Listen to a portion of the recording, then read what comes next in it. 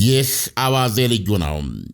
የአሜሪካው ፕሬዝደንት ዶናልድ ትራምፕ የራሽያው አቻቸው ፕሬዝደንት ቭላዲሚር ፑቲን ዩክሬን ውስጥ ጊዜያዊ የሽግግር መንግሥት መቋቋም አለበት በማለታቸው የተነሳ በእጅጉ መናደዳቸውንና ራሽያ በወር ጊዜ ውስጥ የተሟላ የተኩስ አቁም ስምምነት ላይ ካልደረሰች ከሷ ነዳጅ ዘይት በሚገዙ ሀገራት ላይ ከ25 እስከ 50 በመቶ የሚደርስ የንግድ ታሪፍ ሊጥሉ እንደሚችሉ አስጠነቀቁ። ፑቲን የዩክሬኑን ፕሬዝደንት ዘለንስኪን ተአማኒነት ጥያቄ ውስጥ በማስገባታቸው በጣም ነው የተናደድኩት፣ ተበሳጨሁ። ምክንያቱም ይህ አካሄድ የትም አያደርሰንም፣ ገብቷል ብለዋል። ቃለ ምልልሱን ላደረገላቸው ዊልካር የተባለ ጋዜጠኛ ሲናገሩ ፕሬዝደንቱ ለዚህ ንዴታቸው ምክንያት የሆነው ቭላዲሚር ፑቲን ባለፈው ሰሞን የፕሬዝደንት ዘለንስኪን መንግሥት ተክቶ የሚሠራና የሕዝብ አመኔታና ብቃት የሚኖረው ያሉትን አዲስ መንግሥት ለመመስራት ምርጫ እንዲካሄድ የሚያደርግ በተባበሩት መንግሥታት ስር ጊዜያዊ መንግሥት እንዲቋቋም ጥሪ ማድረጋቸው ነው።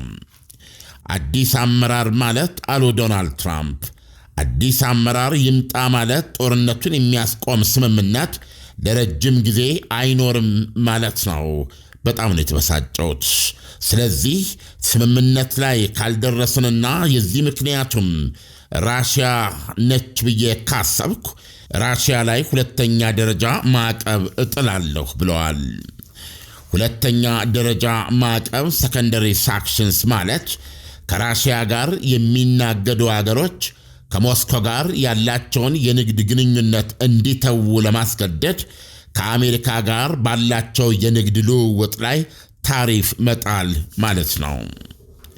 በጦርነቱ የተነሳ ራሽያ በምዕራባውያን ወደ 30,000 ገደማ እየተቃረበ የሚገኝ የማዕቀብ ቁልሎች እንደተጣለባት ይታወቃል። በዚህ የማዕቀብ እስር ስር ውስጥ አልፋም ኢኮኖሚዋን ደግፋ ለማስቆየት ያስቻላት በዋነኛነት ከቻይናና ህንድ ጋር የምታደርገው የነዳጅ ዘይትና የተፈጥሮ ጋዝ ሽያጭ መሆኑ ይታወቃል። የትራምፕ ሁለተኛ ደረጃ ማዕቀብ ዛቻ በዋነኛነት እነዚህን አገራት ወደ አሜሪካ በሚልኩት ሸቀጦቻቸው ላይ ከ25 እስከ 50 በመቶ የሚደርስ ታሪፍ በመጣል የውጭ ምንዛሪ ገበያቸው ላይ ቢሊዮን ዶላሮችን ኪሳራ ማድረስ ይሆናል።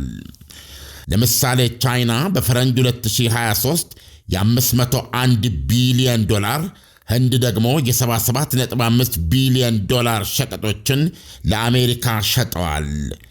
ራሽያ በወር ጊዜ ውስጥ የዩክሬንን ጦርነት ሙሉ በሙሉ የሚያስቆም የተኩስ አቁም ስምምነት ላይ ካልደረሰችና ትራምፕም እንደዛቱት የታሪፍ እርምጃቸውን የሚወስዱ ከሆነ ቻይናና ህንድ ከራሽያ ጋር የነዳጅ ዘይትና የተፈጥሮ ጋዝ መናገዳቸውን ሊያስተጓጉለው ይችላል።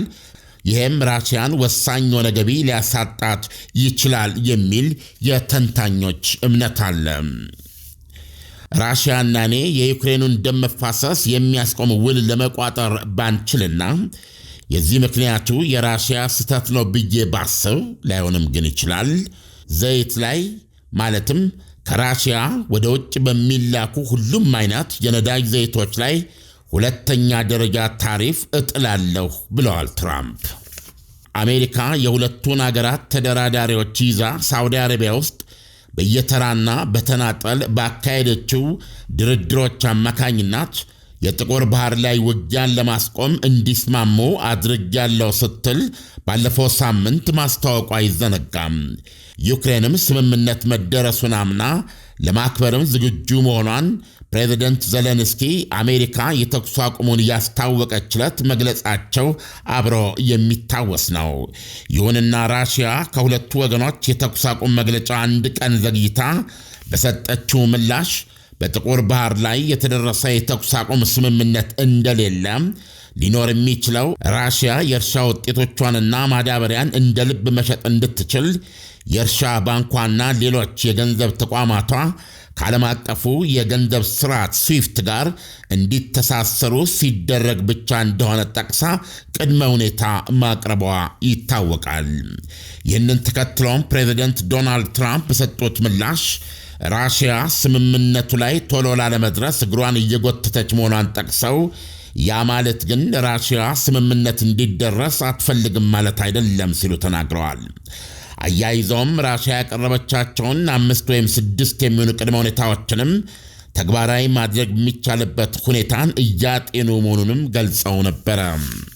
ይህ በእንዲህ እንዳለ ነው እንግዲህ የሩሲያው ፕሬዝደንት ቭላዲሚር ፑቲን ከቀናት በፊት ወደ ሰሜናዊ ራሽያ ሙርማንስክ ግዛት ተጉዘው ከማርች 26 እስከ 27 በኢትዮጵያ ከመጋቢት 17 እስከ 18 በተካሄደው ዓለም አቀፍ የአርክቲክ ፎረም ጉባኤ ላይ ባደረጉት ንግግር ዩክሬን ውስጥ ዓለም አቀፋዊ የሽግግር መንግሥት ተቋቁሞ ሕጋዊ የሕዝብ አመኔታና ብቃት ያለው አዲስ የዩክሬን መንግሥትን ለመመስረት ምርጫ እንዲካሄድ ማስደረግ አለበት ሲሉ ያስገነዘቡት።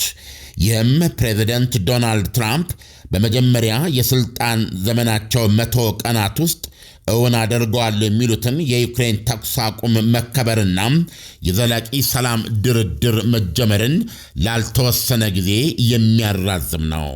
ፕሬዚደንት ዶናልድ ትራምፕ ተቆጣሁ፣ ተበሳጨሁ ያሉት ለዚህ ነው። ይህ አዋዜ ልዩ ነው። በነገራችን ላይ አድማጮች፣ አዋዜ ልዩ ሳብስክራይበሮች ቁጥር ከ100,000 ያለፈ ነው።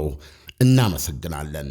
ላይክ፣ ሳብስክራይብ፣ ሼር አድርጎ ሰምተዋል። አፍሮ ሆሊላንድ አስጎብኚ የኢየሩሳሌም የትንሣኤና የእርገት ጉዞ ምዝገባ ወደ መገባደዱ ስለሆነ ያቀዳችሁ ሁሉ በጊዜ ኑ ይለናል። ለትንሣኤ ከሕማማት እስከ ዳግማ ትንሣኤ ለ13 ቀናት፣ ለእርገት በወርሃ ግንቦት ለ8 ቀን በተመጣጣኝ ዋጋ ተመቻችቷል። የሰላም ሁኔታ አያሳስቦ። የምንጎበኛቸው የጉብኝት መዳረሻዎች በሙሉ ፍጹም ሰላም ናቸው። አፍሮ ሆሊላንድ አስጎብኚ ላለፉት 14 ዓመታት ለምርቃትና ለምስጋና እንደሚሠራው አሁንም እኛ ወላጅ ዘመዶቻቸውን በእንክብካቤ እናስጎበኛለን፣ እናስተናግዳለን። የእምነታችንን መጀመሪያ ቅዱሳን መካናቶች በዐይን እንደማየትና እንደመርገጥ ምን ደስ የሚያሰኝ ነገር ሊኖር? ለወላጅም ከዚህ የሚበልጥ ስጦታ የለም። አፍሮ ሆሊላንድ አስጎብኝና የጉዞ ወኪል፣ አድራሻ ቦሌ ሞርኒንግ ስታር ሞል 2ኛ ፎቅ። አሁኑኑ ስልክዎን አንስተው ይደውሉ። 0988 18 18 18 አይጠፋዎትም። በውጭ ለምትኖሩ በዋትሳፕ 0930 01 1998። አፍሮ ሆሊላንድ አስጎብኝና የጉዞ ወኪል